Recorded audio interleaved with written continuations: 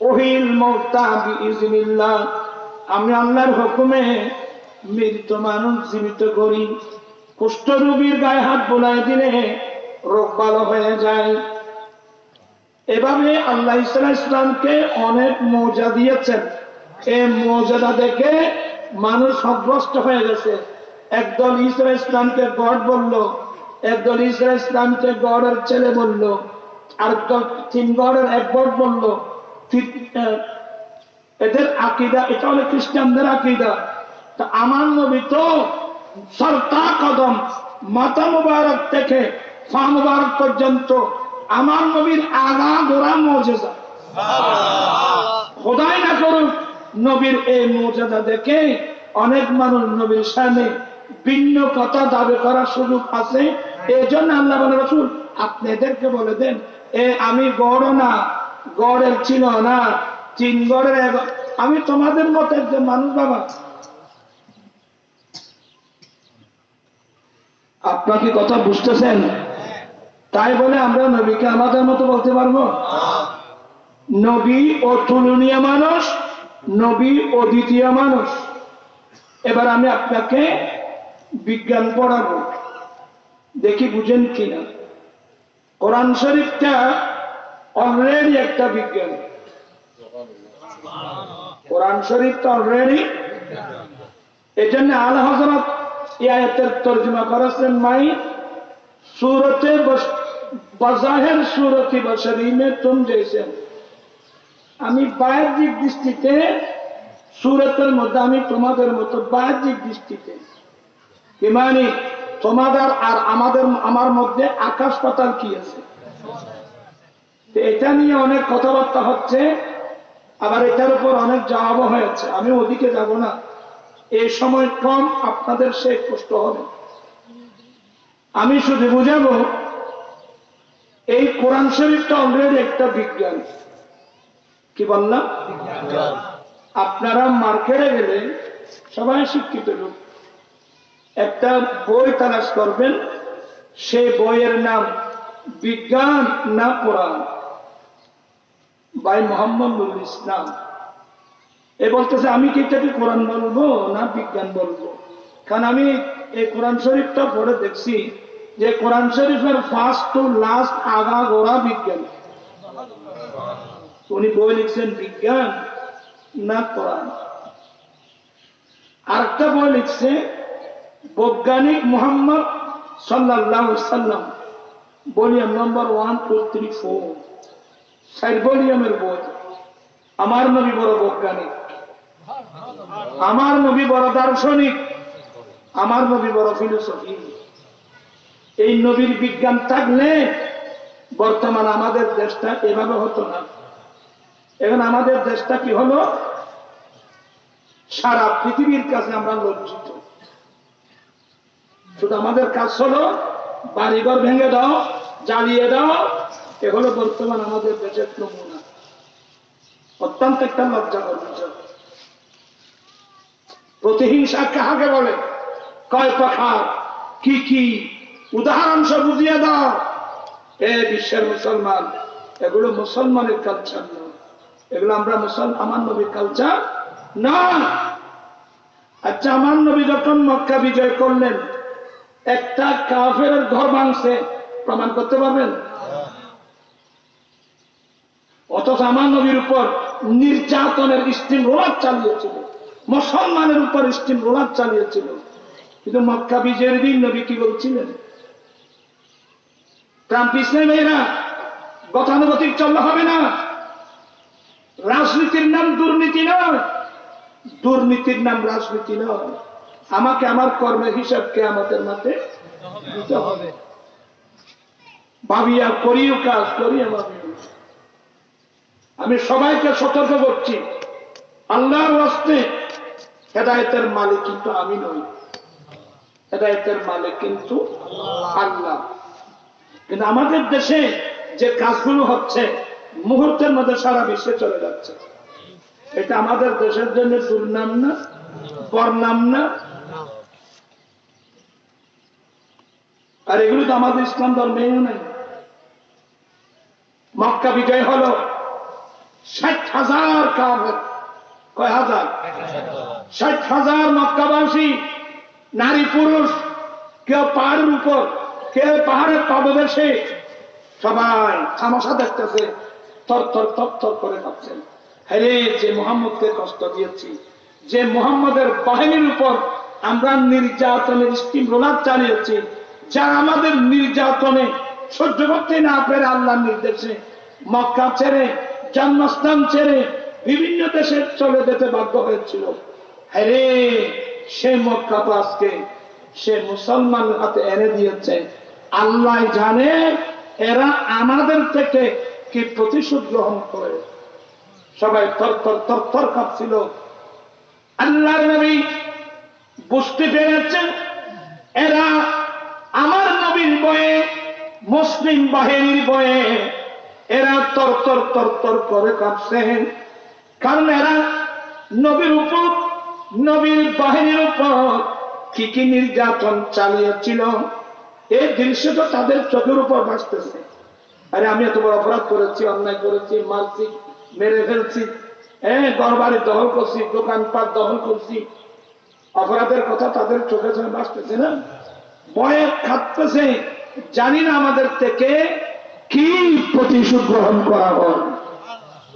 আমার রাসূল দাঁড়িয়ে বলছেন, এই মক্কাবাসী, আমি বুঝতে পারছি তোমরা ভয়ে তরতর করে খাচ্ছ, তোমরা আমাদের উপর জুলুম করেছো, মুসলিম বাহিনীর উপর নির্যাতন চালিয়েছ, ঘরবাড়ি দখল করছো, আমরা মক্কা ত্যাগ করতে বাধ্য হয়েছি। আল্লাহর দয়া, সেই মক্কা আল্লাহ আমাদের হাতে এনে দিয়েছেন। তোমরা ভয় পাচ্ছ, আজকে আমরা তোমাদের থেকে কি প্রতিশোধ গ্রহণ করব, ভয় পাচ্ছ? আরে শোনো, এই মুহূর্তে আমি নবী তোমাদেরকে সেই উত্তর দেব যে উত্তর ইউসুফ আলাইহিস সালাম নিজের ভাইদেরকে দিয়েছিলেন। লা তাসরিবা আলাইকুমুল ইয়াউম, আজকে তিরস্কার নয়, আজকে প্রতিশোধ নয়, আজকে আমি সাধারণ ক্ষমা ঘোষণা করলাম। ওই যে ইউসুফ আলাইহিস সালাম নিজের ভাইদেরকে যে উত্তর দিয়েছিলেন, হে মক্কাবাসী, আমি রাসূল তোমাদেরকে সেই উত্তর দিচ্ছি, আজকে আমি সাধারণ ক্ষমা ঘোষণা করলাম, আমি কারো থেকে প্রতিশোধ গ্রহণ করার জন্য আসিনি। সুবহানাল্লাহ বলবেন না?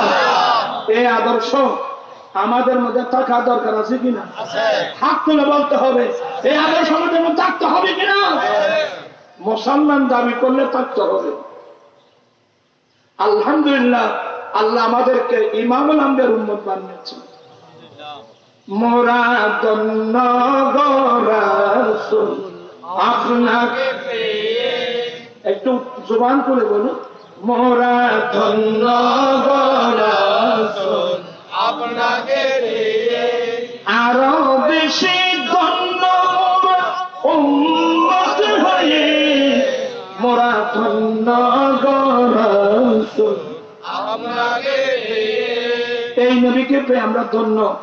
তবে আপনি মুখে বললে হবে না, নবীর আদর্শ তো আমাদের মধ্যে আসতে হবে।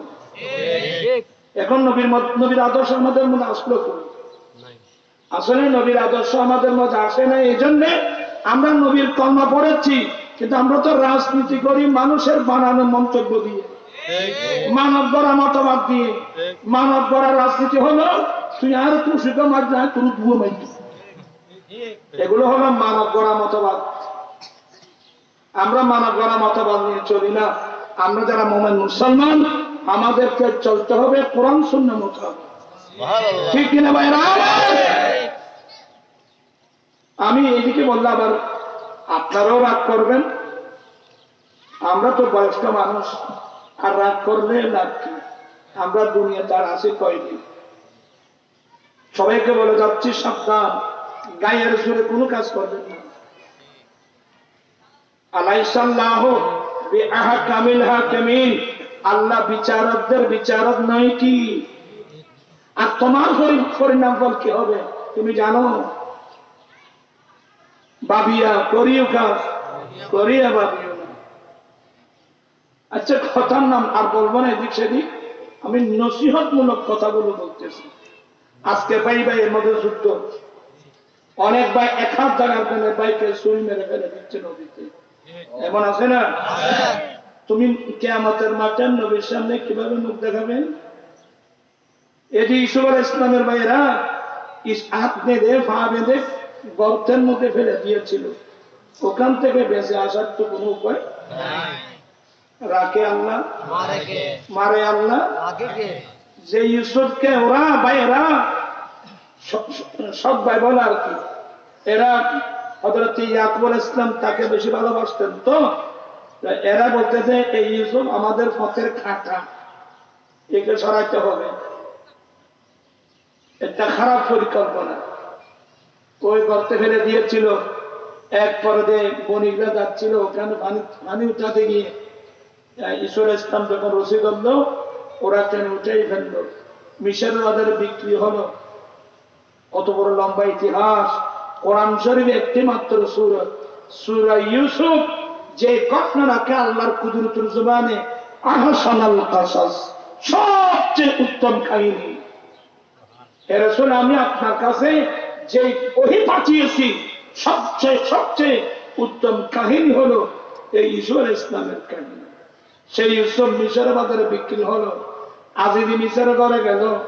জুলাইখা কত কি করতে চেয়েছিল, কিন্তু আদর্শ কাকে বলে বিশ্ববাসীকে দেখাই দিয়েছে। হ্যাঁ, আপনার চেষ্টা করেছিল ইউসুফ আলাইহিস সালামের রূপে পাগল হয়ে ব্যভিচার করার জন্য, কিন্তু ইউসুফ আলাইহিস সালাম ব্যভিচার করেছে? এই ছেলেরা শোনো, এই জন্য আমার নবীর হাদিস, যে ইয়ং যুবককে একটা মেয়ে খারাপ কাজের প্রস্তাব করলো, সেই খারাপ কাজ করার জন্য একেবারে প্রস্তুতি নিল, হট করে দুদিন হায় আল্লাহ আমি কি করছি, আল্লাহ তো দেখতেছে। যেই যুবক আল্লাহ ভয় নিয়ে খারাপ কাজ না করে, ওখান থেকে যে যুবক ফিরে আসবে কিয়ামতের মাঠে আল্লাহর নবী ইসা আলাইহিস সালামের সঙ্গে তার হাসর হবে। অনেক লম্বা আলোচনা কোরআন শরীফে, আপনারা খুবই সতর্ক। তো দর্শন করুন, আল্লাহুম্মা সাল্লি আলা সাইয়্যিদিনা মুহাম্মাদ নাবিয়িনা শাফি'ানা মাওলানা মুহাম্মাদ। কোন মনোযোগ, এটা একটা কঠিন আলোচনা। কুল ইন্নামা আনা বাশারুম মিসলুকুম, তবে নবী আমাদের মতো মানুষ যারা বলছো, এখানে কি আয়াত শেষ হয়েছে? তা আপনি একটা অর্ধেক আয়াতকে আপনি পূর্ণ সেন্টেন্স বানালেন কেন? তো এই ধরনের হলে তো অর্থ বিক্রি যাবে। যেমন লা তাকরাবুস সালাত, তোমরা নামাজের কাছেও যেও না। ওয়াজ এ হুজুর বললি মাইজিন লড়ে দিন দৌড়েবু, কিন্তু কোরআন শরীফের আয়াত বলো তো লাস্টেরটা পড়েন না, ওয়ান্তুম সুকারা, কি মানে নিশা অবস্থায় তোমরা নামাজের কাছেও। অর্থের আয়াতে কোনোদিন আপনি পূর্ণ সেন্টেন্স বানাতে পারবেন না। হে নবী, আপনি তাদেরকে বলে দেন আমি তোমাদের মতো একজন মানুষ। আমার আলা হযরত তর্জমা করছেন, আমি জাহিরি সুরতে, আমি জাহিরি ভাবে, জাহিরি সুরতের মধ্যে তোমাদের মতো, কিন্তু মূলত আমি তোমাদের মতো নই। এটার একটা ব্যাখ্যা অনেক অন্য সময় আসলে আমি দেব। জাহান ইমাম আহমদ রাজা একটা কিতাব লেখা হয়েছে 20 খণ্ড, জাহান ইমাম আহমদ রাজা। এটার মধ্যে কুল ইন্নামা আনা বাশারুম মিসলুকুম, এই আয়াতের তরজমায় আলাদা যে তরজমা করছে, এই তরজমার যে ব্যাখ্যা দিয়েছেন, আসলে এগুলো অনেক ব্রেন লাগবে, অনেক জ্ঞান লাগবে। তা আমি সেই তরজমার দিকে যাচ্ছি না, আমি যাব অন্য তরজমার দিকে। একটা হলো শেখ মুহাক্কিক দেহলভী লেখছেন যে এই আয়াতটা আয়াতে মুতাশাবিহ। আয়াতে মুতাশাবিহাত মানে কোরআন শরীফে দুই ধরনের আয়াত আছে, আয়াতে মুহকামাত হুন্না উম্মুল কিতাব, এগুলো কিতাবের মূল। যে আয়াতের অর্থ স্পষ্ট, যে আয়াতের অর্থ পরিষ্কার বোঝা যায়, এটার আহকাম সাবেত হবে, এটার নাম আয়াতে মুহকামাত। আর একটা আয়াত আছে আয়াতে মুতাশাবাহাত, যে আয়াতের অর্থ অস্পষ্ট, বোঝা যায় না প্রকাশ্যে, যে আয়াতের অর্থ পরিষ্কার বোঝা যায় না। বস এটা আল্লাহর কোরআন হিসাবে আমরা বিশ্বাস করব, অর্থ এটা আল্লাহ জানে, আল্লাহ রাসূল জানে। আপনার কি বুঝে আসতেছে? কিন্তু আমি বলবো এটা আরেকটা ব্যাখ্যা, এটা হলো কুল ইন্নামা আনা বাশারুম মিসলুকুম। এটা যদি আয়াতে মুতাশাবাহাত নাও হয়, মুহকামাত হয়, আমি বলবো এটা হলো সমাজ বিজ্ঞানের মূল থিওরি। কোরআন শরীফ এটা তেমনি আসে নাই, এটা একটা বিজ্ঞান। আমি আগে বলছিলাম এটা সমাজ বিজ্ঞানের মূল থিওরি। আমার রাসূল মক্কার জমিনে এসে একটু ব্রেন, আপনারা যারা স্কুল কলেজের ছাত্র খুব মনোযোগ, আমার নবী মক্কার জমিনে এসে দেখতেছেন মানুষ আছে, মানবতা বলতে একটু আমার দিকে তাকান, মানুষ কিন্তু মানবতা নাই, সাদা কালার পার্থক্য। ওরা ভালো নেই বেগম, সাদা কালো, সাদা এবং কালোর পার্থক্য। আজকে গোটা পৃথিবীতে আমেরিকা নেতৃত্ব দিচ্ছে, যে আমেরিকা নিজেকে সভ্যতাপী দাবি করে, কিন্তু সে আমেরিকায় এখনো শ্বেতাঙ্গে এবং কৃষ্ণাঙ্গের লড়াই, সাদা কালার পার্থক্য, বর্ণের বৈষম্যতা, আইনের বৈষম্যতা। ঠিকই মক্কার জমিনে আমার নবী এসে দেখলেন একদিক দিয়ে বর্ণের বৈষম্যতা, কালো মানুষের কোনো অধিকার ছিল না, কালো মানুষ মনে হয় এটা সাদা মানুষের একেবারে কৃতদাসের মতো, নাউজুবিল্লাহ, কালো মানুষের কোনো দাম ছিল না। সাদা কালার পার্থক্য মক্কার জমিনে। আর ইহুদিদের স্বভাব দেখা গেল, তাদের মধ্যে বড় পয়সাওয়ালা অপরাধ করলে সামান্য শাস্তি দেওয়া হয়, গরিব মানুষ অপরাধ করলে 16 আনায় 32 আনা বিচার করা হয়। একদিক দিয়ে আইনের বৈষম্যতা, অপর দিক দিয়ে বর্ণের বৈষম্যতা। আমার নবী এসে দেখলেন, আপনার খুব মনোযোগ। তাছাড়া এই যে মানুষের মধ্যে যে আমার নবী এসে দেখলেন যে সাদা মানুষরা বেশি হিংসা করে, কালা মানুষেরও বেশি ছিল মাঝে। মানুষ যদি কালা হয় তাকে মানুষ বেশি কি করে, তোরা গরমই হয় না, খবরদার, হিংসা করে, হিংসা। আমরা তো সবাই বলি মানুষের মধ্যে হিংসা আসে কোত্থেকে? অহংকার, হিংসা, এগুলো অহংকার। মানুষের মধ্যে যে অহংকার আসছে, আমাদের ছেলেরাও তো দাঁড়িয়ে বলে অহংকারেই পতনের মূল।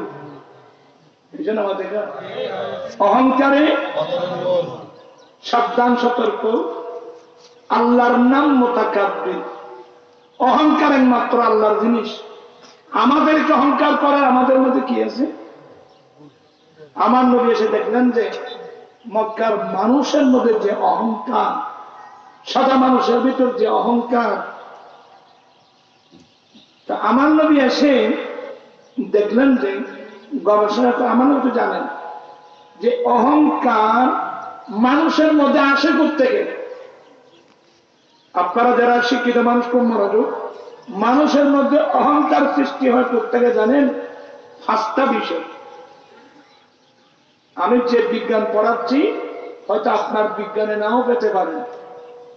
মানুষের মধ্যে অহংকার সৃষ্টি হওয়ার মূল কারণ কয়টি?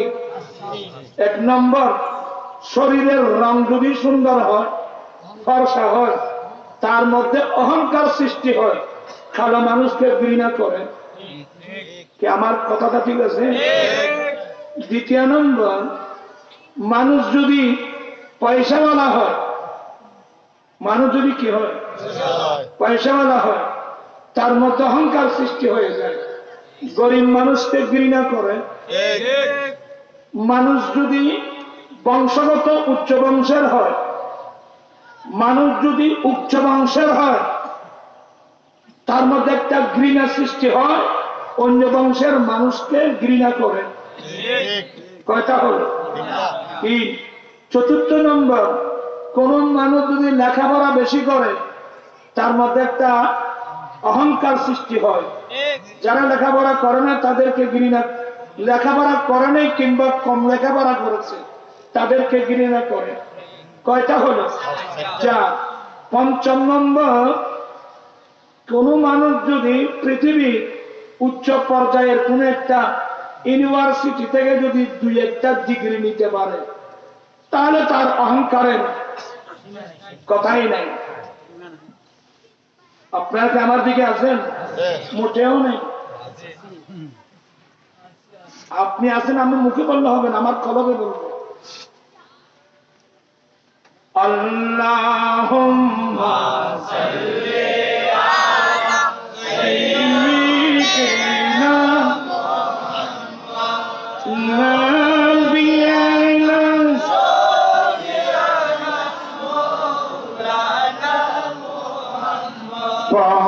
পঞ্চঙ্গলা বাক হরিণে চিনিল দয়াল নবীকে, হর মান ভয়ে চিনিল নারী, দুঃখ রইল মনেতে।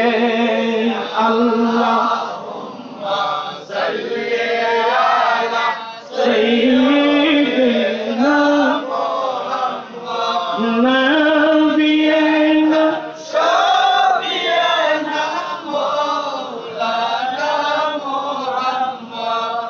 আমার ভাইয়েরা, মানুষের মধ্যে অহংকার সৃষ্টি হওয়ার মূল কারণ দেখতে পাচ্ছি এই পাঁচটা। বংশ, উচ্চ বংশ হওয়া।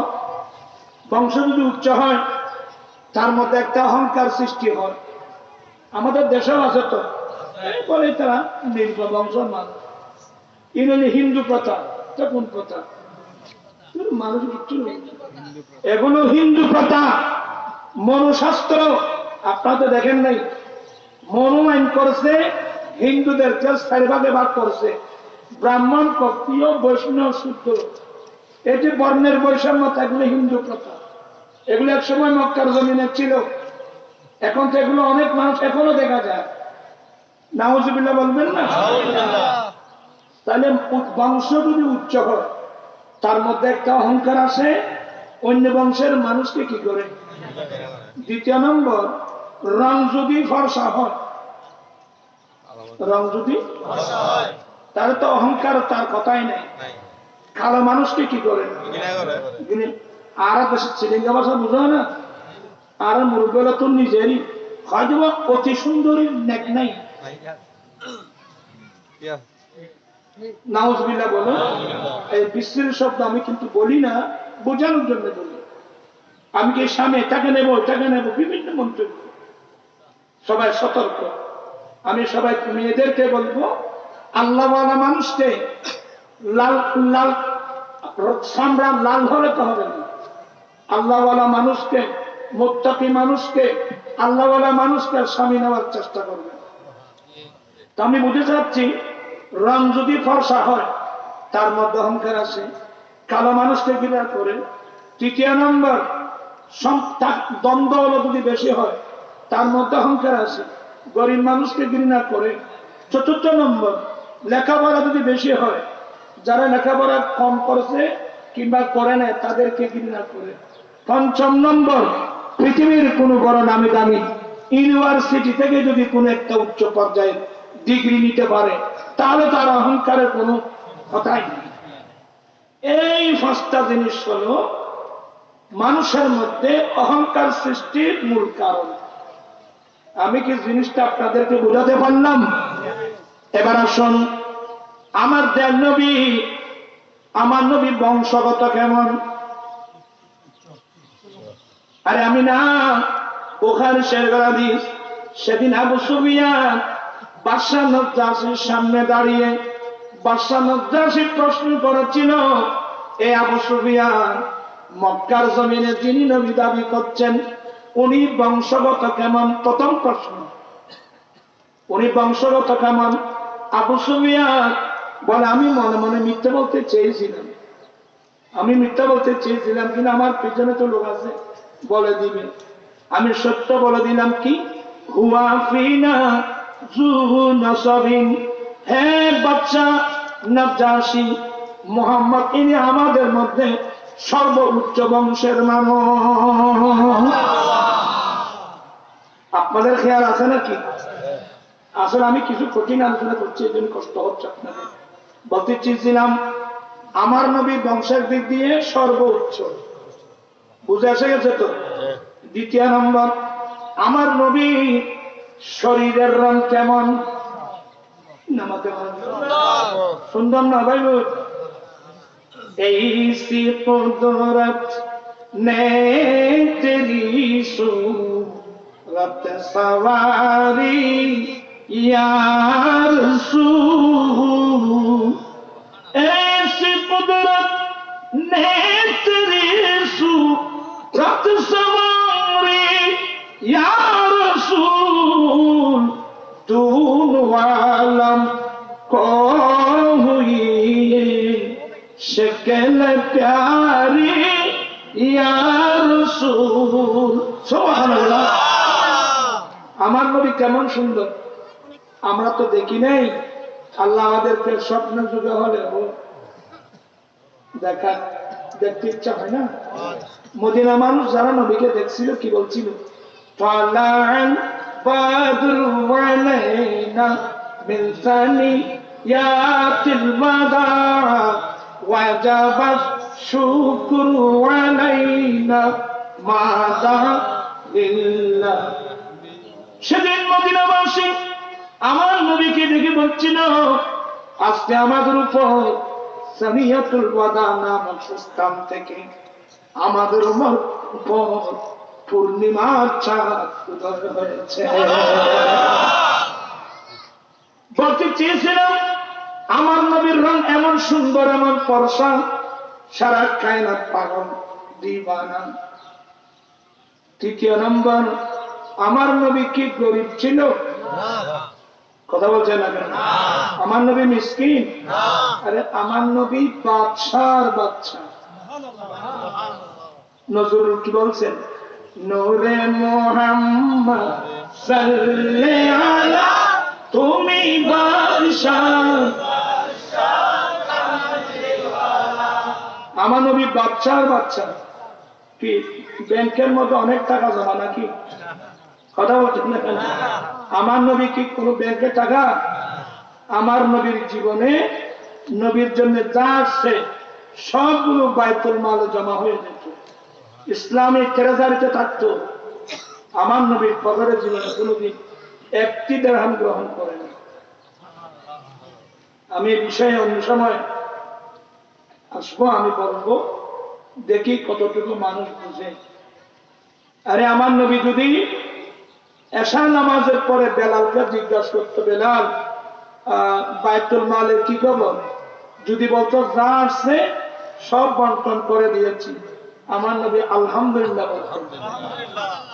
যদি বলতেন যে এক দিরহাম জমা রয়ে গেছে, আমার নবী মসজিদ নবী ফেলে স্ত্রীর রুমে যায় নাই, কেন এক দিরহাম বাইতুল মালে জমা থাকলো?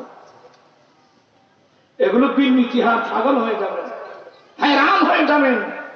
সারা পৃথিবীর বৈজ্ঞানিক দার্শনিক ফিলোসফি হায়রান আমার নবীর আদর্শের সামনে। আমার নবী কি বাচ্চা? কথা বলছেন না কেন? আমার নবী বাচ্চার বাচ্চা। চতুর্থ নম্বর, আমার নবীর লেখাপড়া কেমন? তারা বাজে গিয়ে বলে আমার নবী তো কি নিরক্ষর? আচ্ছা, আমাদের দেশে ইসলামী নামে অনেক হুজুর আছে, আমার নবীকে নিরক্ষর করে। নবী উম্মি মানি নিরক্ষর? নবী উম্মি মানি নিরক্ষর মানুষদের কাছে প্রেরিত রাসূল। নিরক্ষর মানুষদের কাছে প্রেরিত রাসূল। এই জন্য আমি এখন থেকে 26 বছর আগে একটা কিতাব লিখেছিলাম, নাম দিয়েছিলাম প্রিয় নবী সাল্লাল্লাহু আলাইহি সাল্লাম কি নিরক্ষর ছিলেন? প্রশ্নবোধক। এই বই অনেক সাপ্লাই হয়ে গিয়েছিল, পরে আর এগুলো আর কে করি নাই। ইনশাল্লাহ আগামী তো দেখি এটা আবার বের করতে হবে। আমার নবী নিরক্ষর, আমার আশ্চর্য লাগছে। ও সমস্যা কি জানেন? আমার নবী তো কোন স্কুলে লেখাপড়া করে নাই, কোন স্যারের কাছে মাস্টারের কাছে গিয়ে লেখাপড়া। আরে নবী কারো কাছে গিয়ে লেখাপড়া শিক্ষার প্রয়োজনই তো নেই, কারণ নবী তো দুনিয়াতে আসতেই শিক্ষক হয়ে আসছেন। আমার নবী লেখাপড়া কতটুকু? আমার নবী নিজে বললেন, আনা মদিনাতুল ইলমি ওয়া আলিয়ুম বাবুহা, আমি নবী জ্ঞানের শহর, এই শহরের দরওয়াজা আলী। আনা দারুল হিকমতে ওয়া আলিয়ুম বাবুহা, আমি নবী বিজ্ঞানের ঘর, এই ঘরের দরওয়াজা আলী। আমার নবী বলছেন, বুইস্তু মুআল্লিমা, আমি শিক্ষক হিসেবে প্রেরিত।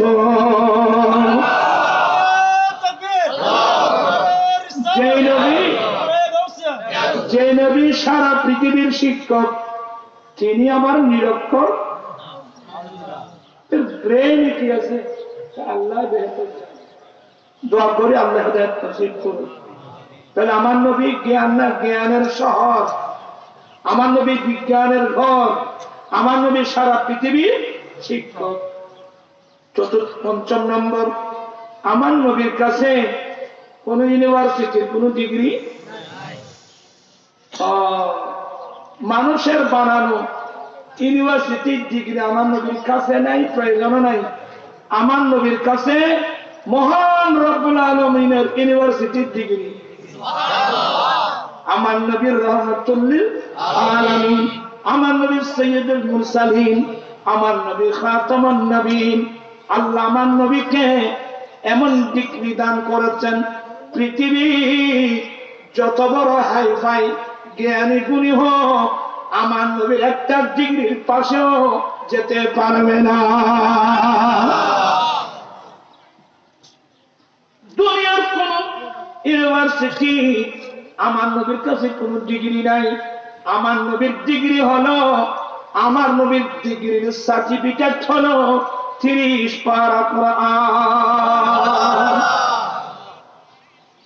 সে দেখতেছে, আরে 30 পারা কোরআন হলো আমার দয়াল নবীর ডিগ্রি। একটা ডিগ্রির পাশে যেতে পারবা? আমার ভাইয়েরা, আমার নবীকে আল্লাহ কতগুলো ডিগ্রি দিয়েছেন। আপনাকে কোরআন পড়তে হবে, 1 নম্বর। দ্বিতীয় নম্বর, আল্লাহ আমার নবীকে উচ্চ ডিগ্রি দিয়ে শেষ করেন নাই। আল্লাহ একদিন রজব চাঁদের 24 তারিখ দিবাগত রাত, এ জিবরিল জান্নাতে যাও, জান্নাত থেকে বোরাক নিয়ে আমার নবীর কাছে যাও, আমার নবীকে মেরাজে নিয়ে আসো।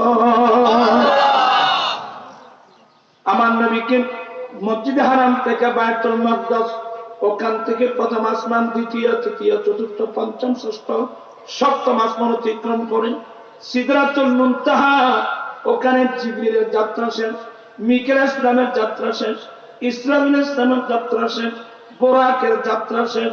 ওখানে আসছে রফরফ, ওখানে আসছে কি? আল্লাহ আর একটা বাহন পাঠিয়েছেন। এতগুলো সম্মান দিয়ে আমার নবীকে আল্লাহ মেরাজে নিয়ে গেলেন। মেরাজের মধ্যে 1 নম্বর, আল্লাহ নবীকে দিদার দান করলেন। আল্লাহ নবীকে দেখা দিয়েছেন, আমাদের নবী কুফারের চোখে আল্লাহকে দেখছেন। এবং কিছু কিছু নামদারি মুফাসসির তাফসীর জীবনে দেখে অনেক, সে বলতেছে নবী কোনদিন সামরার চোখে আল্লাহকে দেখে নাই।